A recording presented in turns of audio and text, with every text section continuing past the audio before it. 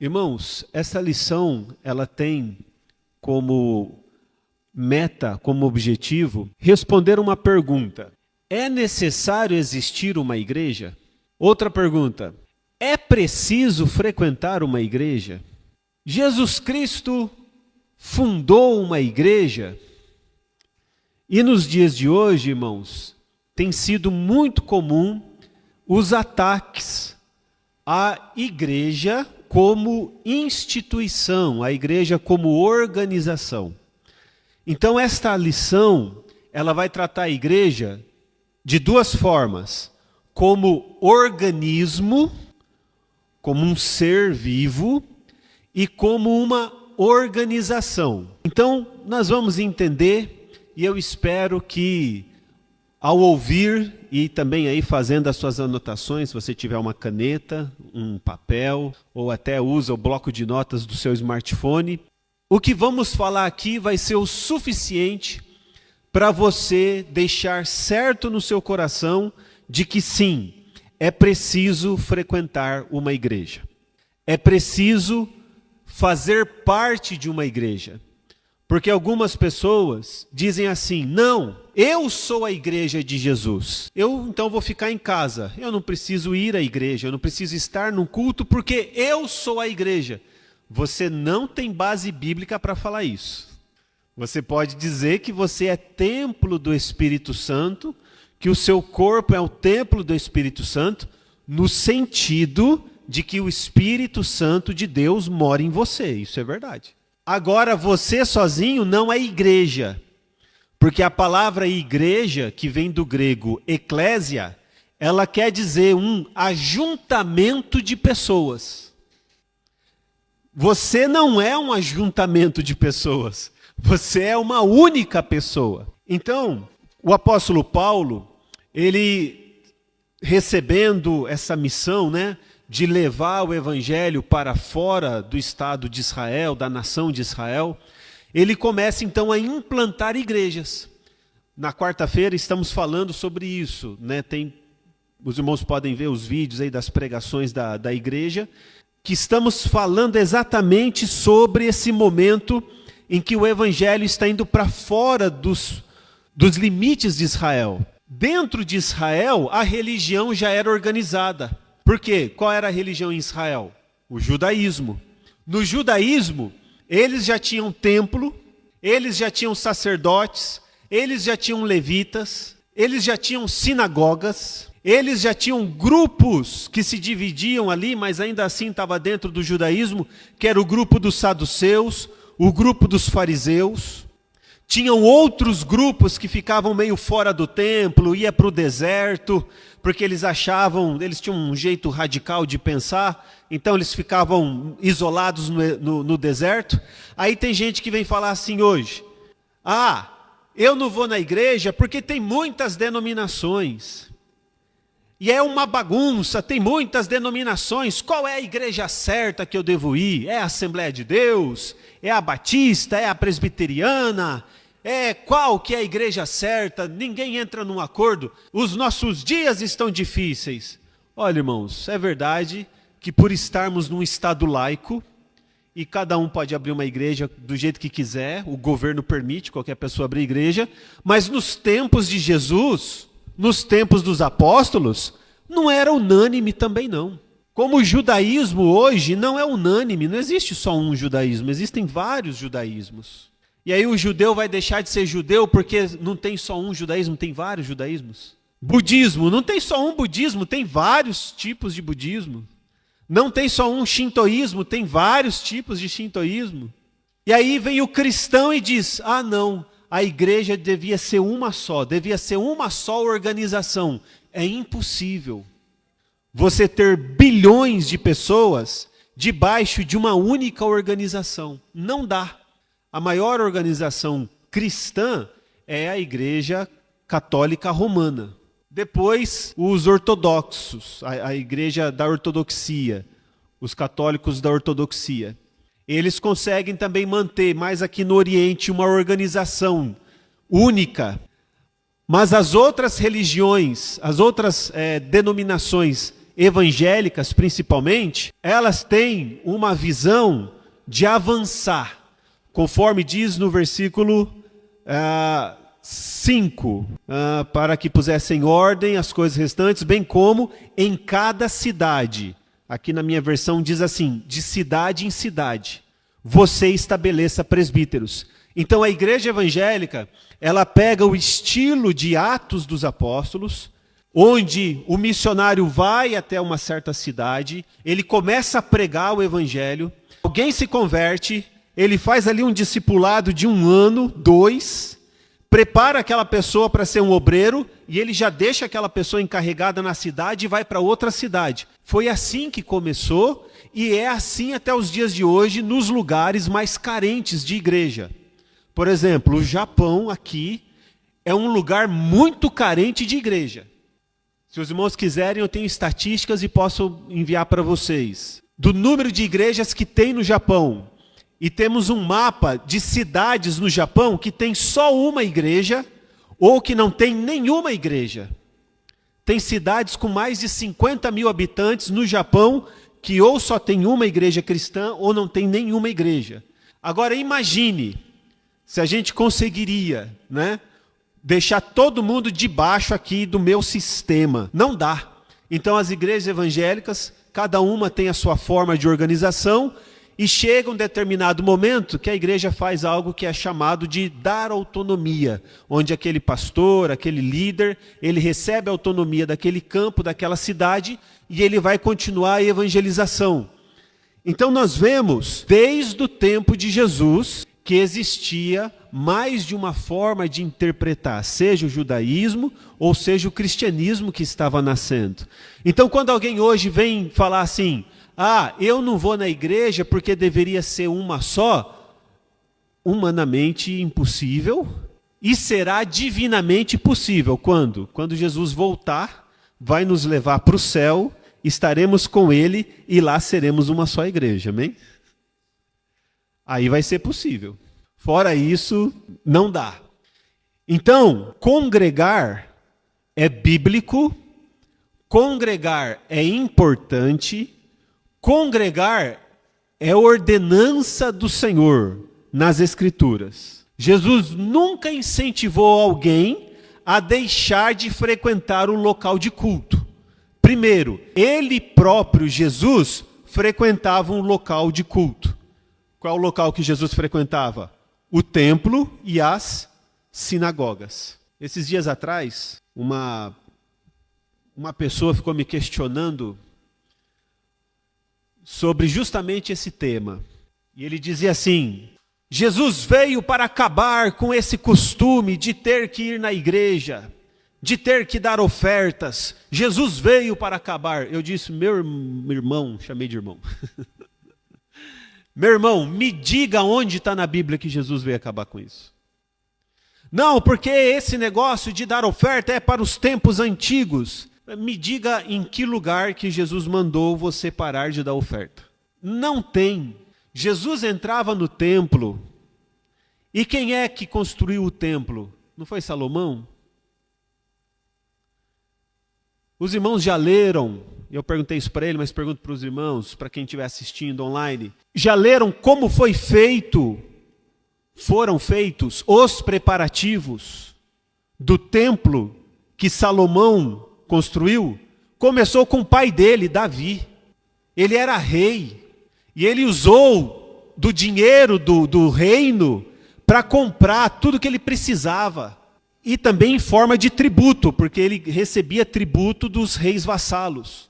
Então, era o poder do Estado, junto com o poder religioso, e ele então construiu o templo. E a nação, que era uma nação à época, era uma monarquia, mas era regida pela lei de Moisés. Era a religião e o poder junto. E ele fez o templo. Hoje em dia, a igreja, ela não é anexada ao poder político. Já pensou se o prefeito da nossa cidade viesse aqui e dissesse, eu vou construir um local de culto para vocês e vou descontar dos impostos de vocês. Você ia ficar feliz? Não, porque a gente não ia querer que o poder político se se metesse aqui nos assuntos da religião. Porque daí o prefeito ele vai chegar e vai falar assim, tá vendo essa parte aqui da Bíblia? Não prega ela não, porque vai contra o que eu gosto. E aí você fala, então eu vou ter que parar de pregar, porque afinal de contas foi ele que construiu o local de culto para mim. Aí o poder político começa a influenciar o poder religioso, e isso viraria um problema. Não daria certo. Que foi o que aconteceu quando a igreja cristã se uniu ao poder de Constantino, e Constantino declarou que a religião oficial do Império Romano seria o cristianismo. E o que isso fez? Fez com que as pessoas meio que se convertessem ou forçadamente, ou por pressão, ou por benefício. Porque vamos dizer que o governo diga assim, a partir de hoje quem for cristão vai pagar só 1% de imposto. E quem não for cristão vai pagar 20% de imposto. Você se converteria ao cristianismo, sim ou não? Muito provavelmente sim. Se você não tem uma fé tão sólida no seu Deus, é melhor eu ser cristão que eu vou pagar só 1%, do que eu não ser cristão e pagar 20%. Então, coisas desse tipo faz com que a igreja se afaste da sua missão, que é pregar o reino de Deus. E a pregação do reino de Deus é: arrependa-se dos seus pecados. É chegar para o prefeito e falar: arrependa-se dos seus pecados, prefeito. Para o presidente: arrependa-se dos seus pecados. No caso do Japão, imperador: arrependa-se dos seus pecados. O trabalho da igreja é ser mais excelente do que o poder político e nunca estar abaixo do poder político. Nunca ser massa de manobra de político. Nunca se deixar levar pelo discurso ou pela influência do político. Então, já que a igreja não será sustentada, não será erguida por poderes políticos, então como que a igreja vai se sustentar? Como organismo, com as ofertas dos que frequentam a igreja. Todo local de culto pode ser cristão, pode ser judeu, pode ser muçulmano, pode ser budista, pode ser hindu. Todo local de culto de qualquer religião é sustentado com as ofertas de quem frequentam. Me diga um que não seja. E é justo, porque se eu faço uso, não é verdade, do local, me sinto bem, estou em família, estou com os meus irmãos, é aprazível, então eu faço também a minha oferta com gratidão e com prazer e com alegria. E nunca por coação, nunca por obrigação. Então, irmãos, se algum dia você se sentir tentado a esse discurso que as pessoas têm feito tanto aí na internet, e volta e meia quando a gente encontra alguém, eu não preciso ir à igreja porque eu sou a igreja, está fora do ensinamento bíblico. O apóstolo Paulo está falando: eu vou te mandar para Creta. Depois os irmãos podem ver, a ilha de Creta está lá até hoje, não saiu do lugar, ela existe. E quando você chegar lá, Tito, coloque em ordem os assuntos da igreja e estabeleça presbíteros. Ele começa a fazer uma organização, dá a entender que estava bagunçado, dá a entender que estava sem ordem. Quando você chama alguém para vir ao culto, qual é a primeira pergunta que a pessoa faz? Se ela se interessar: me interessei, eu vou. Qual é a primeira pergunta que ela faz? Você nunca... okay. Como que é? Onde é? Primeira pergunta: onde é? Endereço. Aí eu vou responder assim: não tem lugar fixo não. Cada dia a gente está num lugar assim. Onde der na telha, a gente vai. Onde a gente fizer o sorteio assim, é uma surpresa. Daria certo? Então, primeira pergunta: onde é? Qual é a segunda pergunta que a pessoa faz para você? Fala, Karina, bem alto. Que horas começa? Não sei que horas começa não, assim, é da hora. Quando chega no dia, assim, um dia antes o pastor avisa, assim, vai ser 7 da manhã, aí no outro é 6 da tarde, aí no outro é 3:30. Depende do horário que acaba o futebol dele, ele marca. Daria certo isso, irmãos?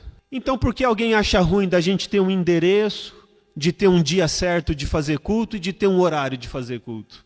Isso é problema? Isso não é problema. Isso é sinal de ordem. Ah, mas o culto ele é engessado, o culto ele tem uma liturgia. E aí os irmãos, né, Assembleia de Deus, canta os hinos da harpa, e aí faz a leitura, e aí vem a oferta e tal, e as oportunidades, e pregação. Ah, na outra igreja que eu ia era diferente. Não tem problema, irmão. Cada igreja entendeu como é feita a sua liturgia. Assembleia de Deus canta hino da harpa, outra igreja canta cantor cristão, outra igreja canta outra coisa, outra igreja só canta os hinos do momento. Tem igreja da parede branca, tem igreja da parede preta, tem igreja da parede verde, né? Se você não tiver problema com cor, fica à vontade. Tem igreja que vai mais jovens, às vezes só jovem. A gente entende que não, que a igreja é para todos, então a gente tem pessoas de todas as idades. E por aí vai, não tem problema a liturgia.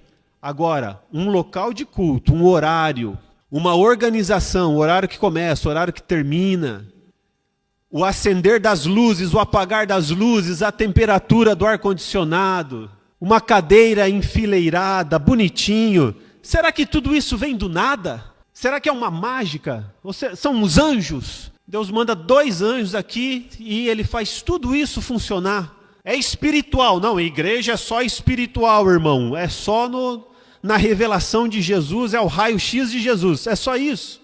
Será que não tem um lado humano? Será que não tem um dia, irmão Ricardo, que é o nosso tesoureiro, não tem um dia de pagar a conta de luz se não corta? E se não tiver luz aqui, dá para fazer o culto? Então, irmãos, que pensamento mesquinho, que as pessoas vão aí no YouTube, vão aí nas redes sociais e ficam gritando que você não precisa de um lugar para congregar. Pessoa mesquinha, pessoa pequena. Pessoa que não vê nada além do umbigo. O seu Deus é o seu ventre, a Bíblia fala isso. Qualquer coisa que você vá fazer, que é mais de uma pessoa, você já tem que marcar as coisas. Se você é casado, você já sabe, marque com a sua esposa uma coisa e você vai ver que você tem um compromisso. Marque com seu marido e você vai ver que tem um compromisso. Tenha um filho ou 2 e você vai ver que a coisa já está muito mais amarrada, que você já não faz as coisas na hora que você quer. Que agora tem que ser feito no pensamento de grupo. E quanto mais rotina tem numa família, mais paz e mais organizado é. Se você acorda às 6h30, acorda às 6h30 e põe o café da manhã às 6h45 ou 7 horas e tem que sair para a escola às 7h45 e você tem... Quanto mais rotina, mais dá certo. Imagine uma casa que cada um acorda a hora que quer, vai trabalhar quando quer, vai para a escola quando quer, lava a roupa quando quer. Imagine uma casa assim, desorganizada. Como seria? Daria certo um casamento desse? Os filhos teriam uma boa educação dessa maneira? Então, irmãos, pensamento mesquinho de quem pensa assim. Próxima vez que você ouvir alguém falando esse tipo de coisa, lembre-se, pastor Jonas disse que esse cara aqui é um mesquinho. O seu Deus é o seu ventre, ele só vê o seu próprio umbigo. Essa é a verdade. Paulo diz, coloque, Tito, em ordem aí e estabeleça presbítero. A palavra presbítero quer dizer como se fosse um supervisor, alguém que vai cuidar. O presbítero, ele deveria ser alguém experimentado já na palavra, que ele tivesse bom conhecimento da Bíblia, que aqui fala da sua família, casado com uma só mulher, que os seus filhos sejam bom exemplo, que não sejam aí dissolutos, e ele vai ensinar os outros, ele vai cuidar dos outros. Na igreja, quando se estabelece hierarquia, não é para dizer que um é mais santo do que o outro, não é para dizer que o pastor, o presbítero, o evangelista já está com o passaporte carimbado para o céu, mas é um reconhecimento do trabalho e da autoridade que dentro do grupo já vai se destacando, já vai se percebendo. Começa se estabelecendo diáconos em Atos 6. E por que eles estabeleceram diáconos? Os irmãos se lembram? Em Atos 6. O que estava acontecendo? Estava tendo uma reclamação. Estava tendo uma murmuração sobre as viúvas. As viúvas helenistas não estavam sendo bem servidas. E começaram a reclamar. Ou seja, estava começando uma desordem. O que os apóstolos fazem?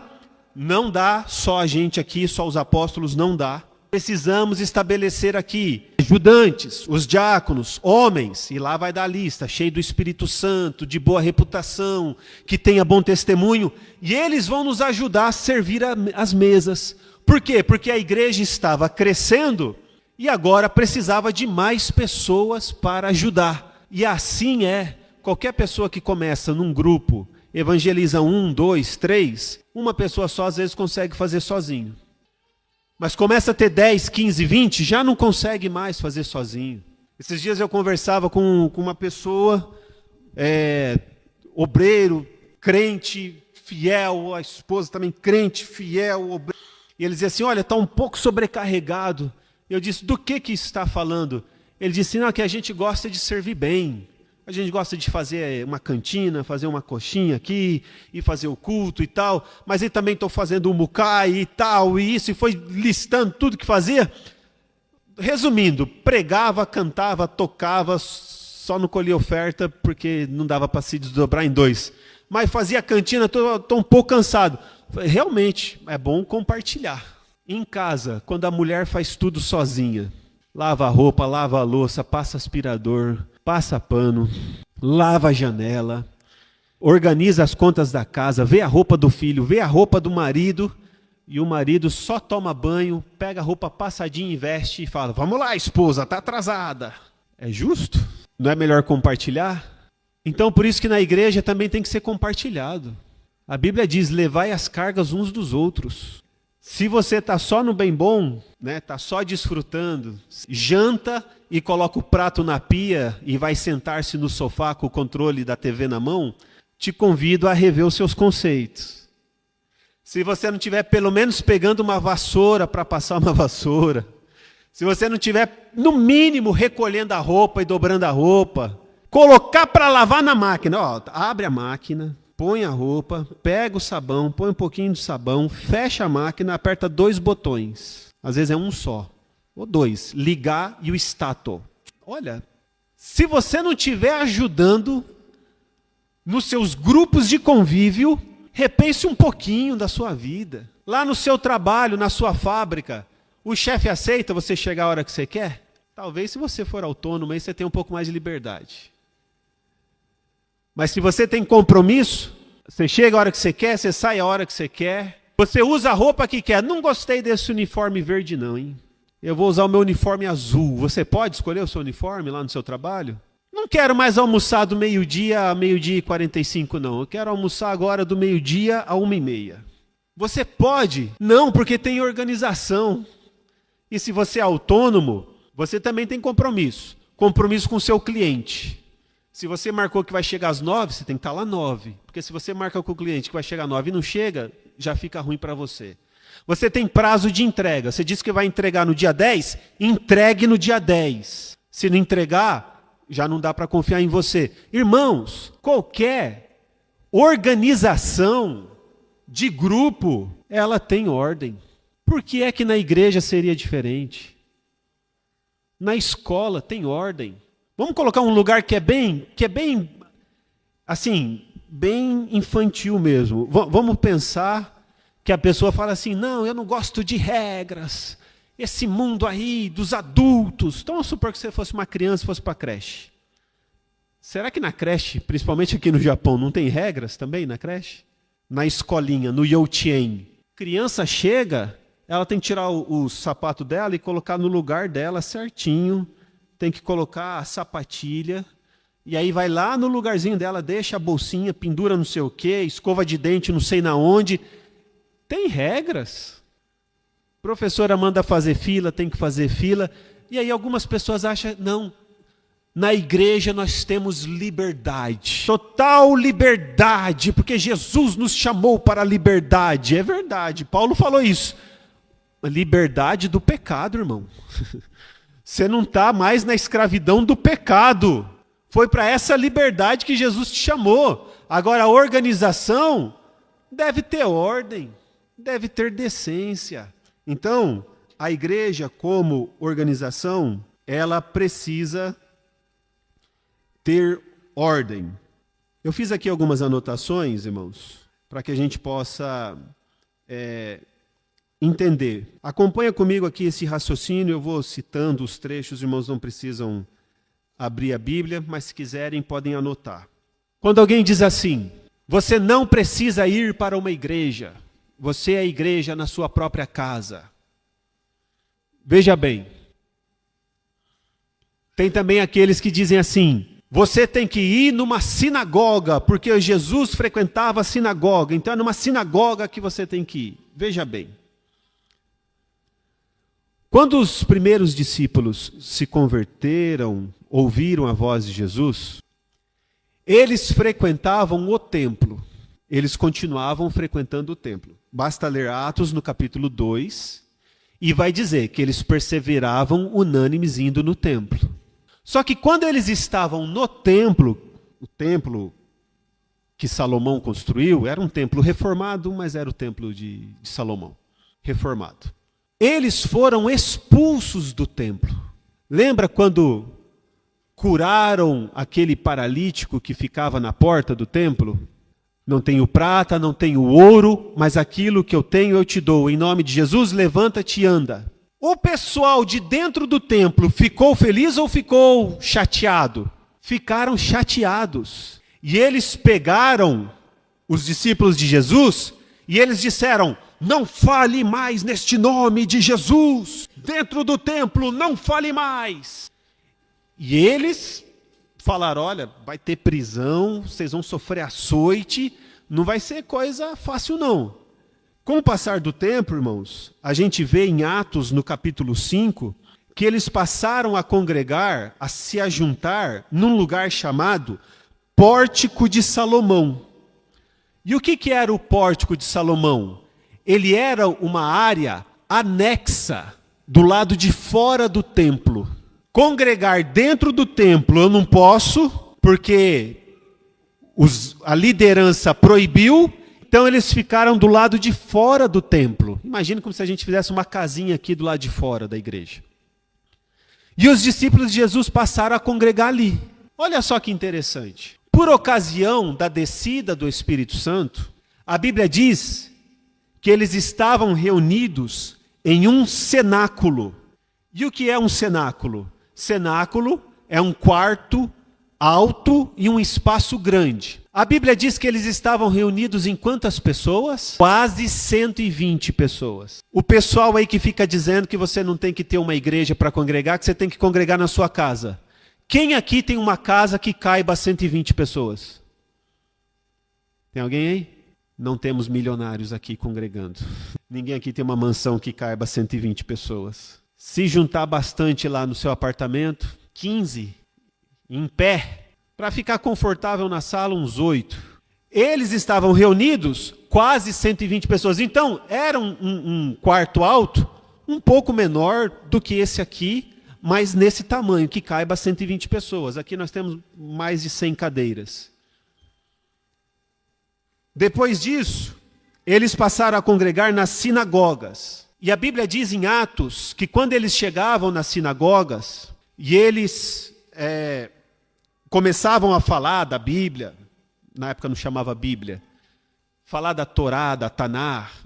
Enquanto eles falavam de Moisés, de Abraão, de Davi, eles eram aceitos. Mas quando eles chegavam em Jesus, aí a coisa pegava.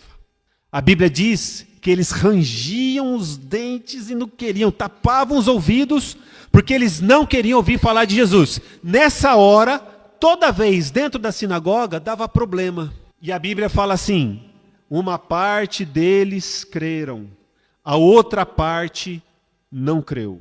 Uma parte creu, a outra parte não creu. E aí, eles se retiravam daquelas sinagogas.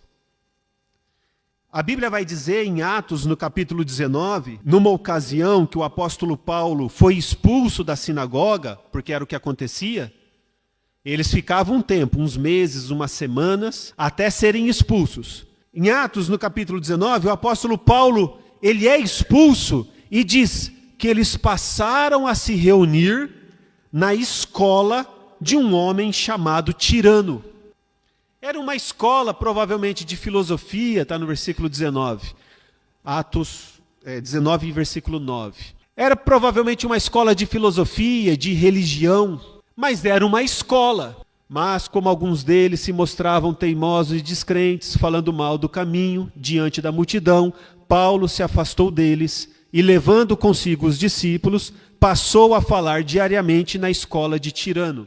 Então veja bem, ao serem expulsos da sinagoga, eles foram se reunir onde? Na escola de alguém. Por quê? Precisa de um lugar para congregar. E por último, eles se reuniam nas casas dos irmãos. E nas casas dos irmãos, conforme cabia o grupo, eles se congregavam. Quando é que eles pararam de congregar nas casas dos irmãos? E também por que eles congregavam nas casas dos irmãos? Eles congregavam nas casas dos irmãos porque a igreja era perseguida. Eles faziam cultos escondidos. Não era igual hoje que a gente põe o microfone e grita à vontade. Que a gente põe aqui no YouTube, a gente põe endereço aqui e fala, assista aí, o mundo inteiro pode assistir. Coloca no Google, qualquer pessoa chega aqui porque é um local público. Não. Na época deles, silêncio, igual na Coreia do Norte. Não posso falar que eu sou crente. Tenho que... Então, por isso, eles não podiam construir templos. Eles não podiam fazer reuniões tão grandes. Quando caiu a perseguição, aí então a igreja começou a construir templos. Então, irmãos, para concluir essa parte do raciocínio, nós temos que ver em que época e em qual lugar estamos vivendo. Eu estou morando na Coreia do Norte, eu não vou ter um templo. Eu estou morando na China, até posso ter um templo, mas o governo vai fiscalizar cada vírgula do que é feito ali dentro. Mas pode ter templo na China. Mas o governo vai fiscalizar, vai estar lá dentro. Estou num país onde o Estado é laico, como o Japão, como o Brasil, como o Peru, a Bolívia, então eu vou fazer igreja à vontade. Vou fazer igreja para 100 pessoas, para 1.000 pessoas, para 10.000 pessoas. Se alguém um dia quiser fazer igreja para 1 milhão de pessoas, fique à vontade. Eu não sei nem se tem estrutura, se a engenharia permite isso. Mas é livre, então faça o tanto de templo que quiser. Faça igreja pequena, igreja grande, igual eu falei, pinte da cor que quiser. O Estado é laico. O tempo em que nós vivemos também vai dizer como nós podemos congregar ou não. O tempo e o local geográfico. As circunstâncias influenciam. Então, se eu estou num país que me permite ter um local de culto, eu quero cultuar. Tem aqui outras pessoas que querem cultuar. Pastor Frase quer cultuar. Está aqui. Irmão Márcio quer cultuar, por isso está aqui. Irmão Hélio Manharo quer cultuar, por isso está aqui. Alguém aqui veio obrigado hoje, além das crianças de colo? Você quer cultuar, por isso você está aqui. Então, perguntei isso para a pessoa. E se eu tenho aqui um grupo de 50 pessoas, irmão, que quer cultuar, eu vou fazer o quê com essas 50 pessoas? A gente vai se reunir aonde? Ah, mas aí você aluga um lugar provisório, não sei o quê. Ah, mas você quer me dizer como que eu vou fazer a reunião? Por que tem que ser um local provisório? Por que eu não posso ter um local fixo? Com endereço, com instrumento, com ar-condicionado? Por que eu não posso ter? Qual é o problema, irmão? A gente quer cultuar. A gente gosta de cantar louvor, a gente gosta de tocar instrumento, a gente gosta de ouvir o testemunho dos irmãos, a gente gosta de ouvir a pregação dos irmãos, a gente aprende, depois do culto a gente gosta de comer lá uma batata com calabresa, a gente gosta de comer um pastel, a gente fica conversando aqui que a gente gosta de conversar, a gente ri, a gente chora, às vezes briga também, é natural. A gente vê a criança do outro e já considera sobrinho, já chama de tio, já ajuda um ao outro, troca experiência, dá informação, tá tendo serviço lá não sei na onde, vou para lá, preciso de tal médico aqui para o meu filho, você conhece? É uma comunidade que se ajuda. Por que é que fica reclamando que a gente se reúne para cultuar, para congregar? Irmãos, em nome de Jesus, depois de hoje, abandone qualquer pensamento mesquinho em relação a isso. Não tem explicação para esses que dizem que você não deve congregar. Amém? Indo para a segunda parte, então, e daqui vamos para o encerramento. Na segunda parte da lição, ele vai dizer que a igreja, ele é um organismo vivo. E a igreja, sendo um organismo vivo, ela é importante para a nossa saúde espiritual. A Bíblia diz que nós somos o corpo de Cristo. Cristo é a cabeça e nós somos os membros. Isso está falando da igreja espiritual, daqueles que professam a Cristo como seu Salvador, que se identificam na fé em Jesus Cristo. Os crentes em todos os lugares no mundo. Aí não é só essa igreja local. São os irmãos em Cristo em todos os lugares no mundo. E a palavra do Senhor vai nos ensinar que, como membros do corpo de Cristo, cada membro tem uma função. E um membro, ele auxilia o outro. Eu vou citar aqui de uma forma bem simplória. Vamos pegar as mãos e os pés. As mãos e os pés fazem parte do mesmo corpo, cada um com a sua característica, cada um com a sua diferença, mas as características da mão são próprias para abençoar todo o corpo, inclusive a si mesma, e também o pé. Se não tivesse as mãos, por exemplo, como que o pé calçaria o seu sapato para proteger-se? A gente sabe que as pessoas que por algum acidente perdem os braços, perdem as mãos, que eles procuram outras maneiras e eles dão um jeito. Mas estamos falando aqui por analogias, por metáforas. Quem coloca o calçado no pé para proteger o pé são as mãos. A mão recebe alguma proteção quando ela põe o sapato no pé? Não, ela está protegendo o pé, mas ela própria não está protegida. As mãos precisam dos pés, porque os pés vão conduzir todo o corpo para algum trabalho que a mão vai fazer, senão ela também não alcança, não consegue chegar lá. Ou seja, simplificando, é o apóstolo Paulo que usa essa metáfora, não sou eu. Ele fala até que os membros mais simples do corpo, ou até aqueles membros do corpo que a gente considera que eles são, assim, mais reprováveis, os mais indignos dos membros do corpo, até ele tem a sua utilidade no corpo. Então, a igreja, enquanto membro do corpo de Cristo, como corpo de Cristo e nós como membros, eu abençoo e sou abençoado. Eu oferto e eu recebo. Vou falar aqui, por exemplo, eu estou ofertando a minha pregação hoje para os irmãos. Eu estudei, preparei, não só hoje, mas também aí os anos que eu tenho de estudo, eu estou ofertando a minha pregação aos irmãos. Espero que esteja sendo útil para os irmãos. Mas eu estou recebendo. Alguém conectou esse microfone aqui na parede, que sai lá na mesa de som, e o irmão Ricardo está me abençoando, me dando som, me dando áudio. Antes disso, o Lucas, acho que ele mexeu lá um pouquinho também, que eu reclamei que estava sem retorno. Me abençoou. Eu fui abençoado porque alguém chegou aqui antes de mim, no culto, e ligou o ar-condicionado. E agora a temperatura está ambiente. Quem ligou o ar-condicionado hoje aqui, quando chegou, do grupo de louvor? Quem foi? Foi o Henrique? Foi o Henrique. Obrigado, Henrique. Todos nós fomos abençoados pelo Henrique. Você já pensou nisso alguma vez? Você chega, a temperatura já está ambiente. Algum dia você pensou, acho que eu vou agradecer ao Henrique, porque ele ligou o ar. Não. Você só consome. Eu também só consumo, egoisticamente. Nunca pensei em agradecer ao Henrique. Alguém ofertou e a conta de luz foi paga. Obrigado. Você me abençoou. Eu posso assistir esse culto aqui hoje. O grupo de louvor chega aqui 1 hora antes do culto. E eles ensaiam 3 louvores aqui, às vezes 2, depende do tempo. Ensaia, gasta o dedo aqui nas cordas, isso aqui dói o dedo, nos teclados, na bateria, e vai. E as meninas aqui ficam em pé, os meninos também em pé, cantando e canta e canta, por 1 hora.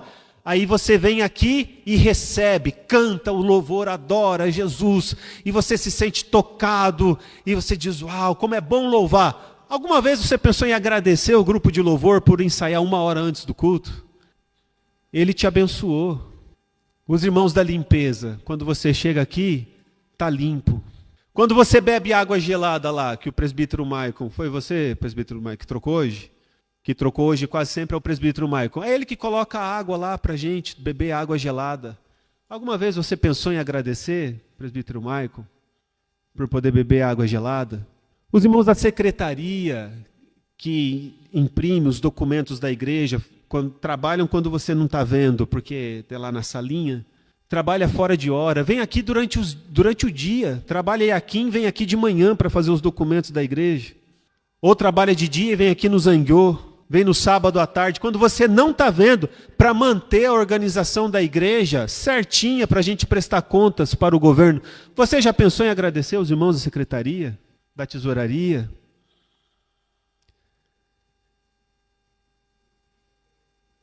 Será que a gente é um membro do corpo ingrato, que a gente acha que não precisa de mais ninguém do corpo? Eu não preciso de mais nenhum membro, eu sou autossuficiente. O que acontece com esse membro aqui se eu cortar ele e deixar ele lá? Acontece o quê? Apodrece. Então eu preciso estar conectado num grupo, num corpo, com muitos membros. E como organismo vivo, irmãos, existem características de um organismo vivo. Todo organismo vivo, ele é composto por células, uma organização celular. Você, o seu corpo, você tem alguns, se não me falha a memória, trilhões de células. Só o seu corpo. Uma única célula parece que não é importante, em trilhões de células, não é verdade? Então talvez você diga, eu sou só um membro da igreja, sim, sou só uma célula, ninguém me vê. Eu só vou lá na igreja, sento, cultuo e vou embora. Eu fico assim, escondidinho. Não, é importante. Dos bilhões de crentes que tem no mundo, você é importante, você é uma célula viva, faz parte do corpo de Cristo. Outra característica dos seres vivos é o metabolismo. São as reações químicas que ocorrem dentro do organismo, mantendo a vida. Então aquilo que você come, né? Aquilo que você se alimenta, ele é transformado em energia. Do que você está se alimentando? Você que é crente em Jesus.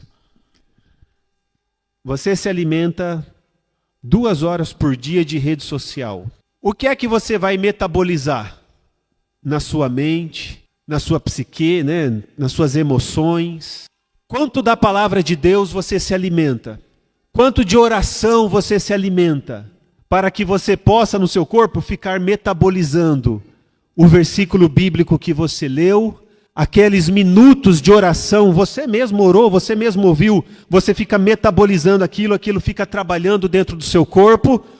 Como anda o seu metabolismo espiritual, o seu metabolismo emocional? Você anda bem? Você anda em paz? Ou você está sempre insatisfeito, sempre reclamando, sempre pessimista? Como anda o seu dia a dia emocional e espiritual? Pense nisso. Isso faz parte da sua fé, da sua parte viva. Outra característica de um ser vivo é o crescimento. Tudo que é vivo cresce. Então a igreja também tem que ser um organismo que cresce, que está sempre evoluindo, seja no aprendizado, seja no número de pessoas, seja no número de batizados, seja no número, né, das irmãs, dos jovens, dos adolescentes, das crianças que estão nascendo aí, glória a Deus, né? Tá vivo, né? Então tá crescendo. Você precisa crescer, evoluir, você na sua vida. Você já se desafiou a ler a Bíblia inteira? Pelo menos uma vez na vida? Você tá crescendo intelectualmente? Vou fazer um curso, vou estudar, vou melhorar. Profissionalmente, vou me capacitar, vou fazer algo melhor. Vou orar mais. Se eu oro 5 minutos por dia, não, agora eu vou me desafiar a crescer, vou orar 10 minutos por dia.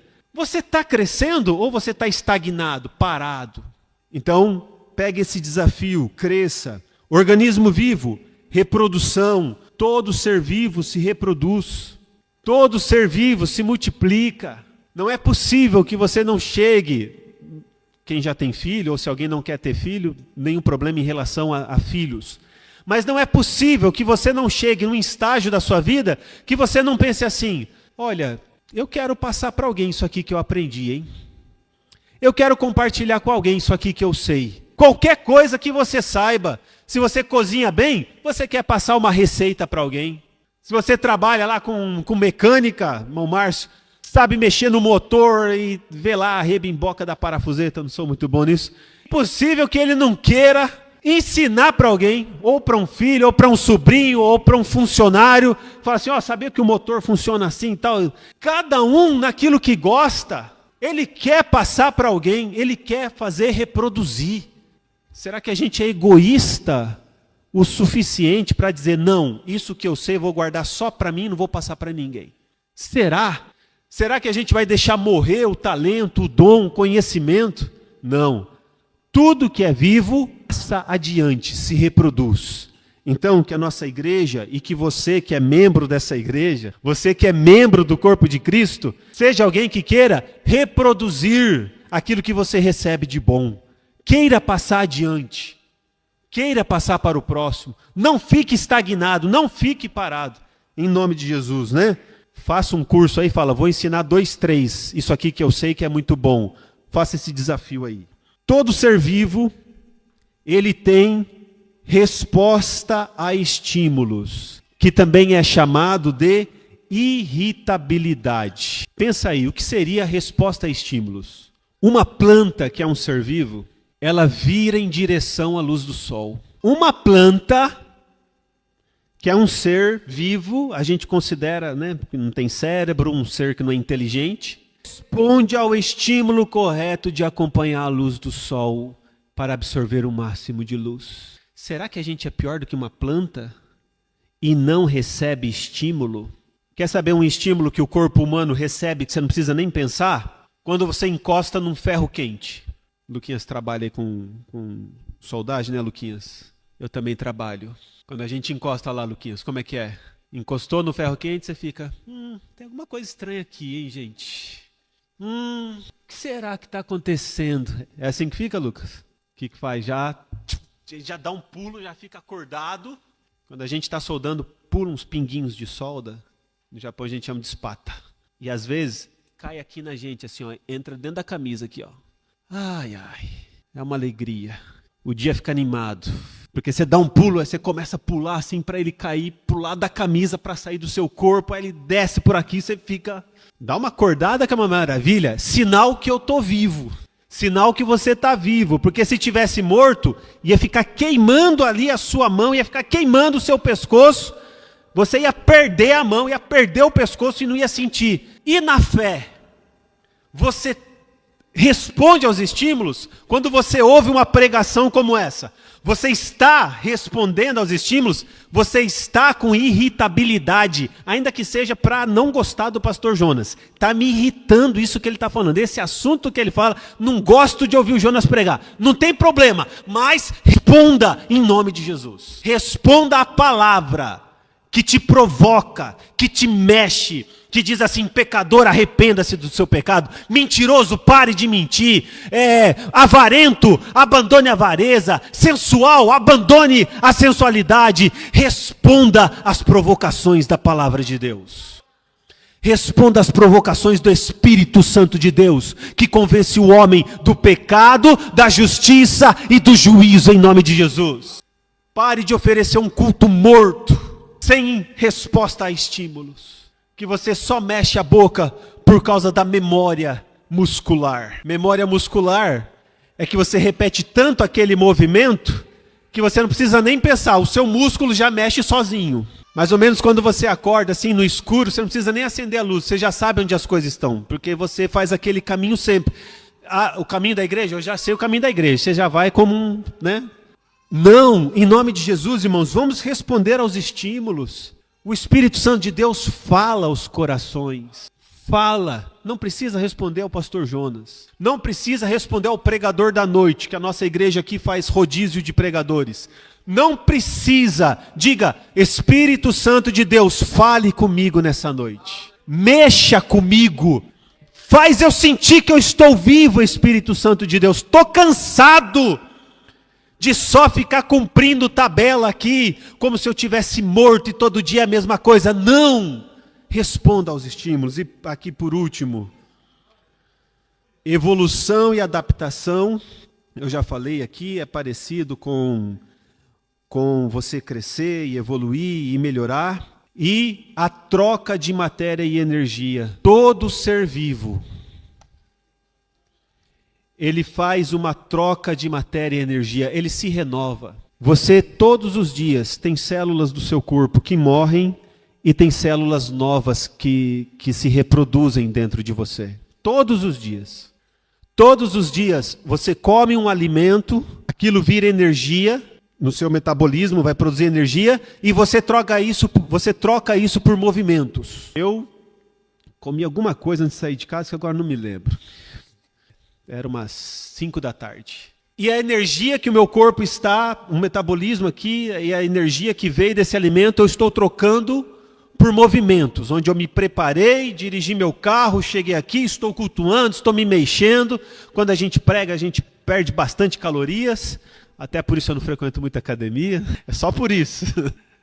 E aqui eu estou agradecido a Deus que me deu, mas quando acabar o culto, de novo eu vou precisar comer alguma coisa. Eu vou repor a minha energia. Assim também é na minha fé. Eu preciso ler um versículo hoje e isso vai metabolizar na minha mente, no meu espírito, durante horas. Mas depois eu tenho que ler a Bíblia de novo. Eu tenho que repor energia. Eu oro e falo com Deus. Isso repõe a energia do meu espírito, me traz paz. Mas os cuidados deste mundo me preocupam. Eu vejo o noticiário, me preocupa. Eu vejo o meu saldo bancário, me preocupa. Eu vejo muita coisa, me preocupa. Aí eu digo, Senhor, de novo eu tenho que orar. Eu tenho que repor aqui a minha paz. Eu oro, Senhor. E de novo eu reponho a minha paz. Isso me dá alegria. Por algumas horas, de novo vem os cuidados deste mundo. Troca de energia. Tem gente que lê a Bíblia hoje no culto, só no domingo que vem. Irmão, o que acontece? Se você come e vai passar uma semana sem comer, o que acontece? Fica fraco, fica anêmico e até morre. Não dá. O teu espírito clama pela palavra. A tua alma clama por oração, por comunhão com Deus. Não é só no culto, não. Faça isso na sua casa. Você é um ser vivo. Encerrando, igreja como organização e igreja como organismo. Sozinho em casa, você não está praticando isso. Precisamos estar em grupos, amém? Que o Senhor Deus nos abençoe.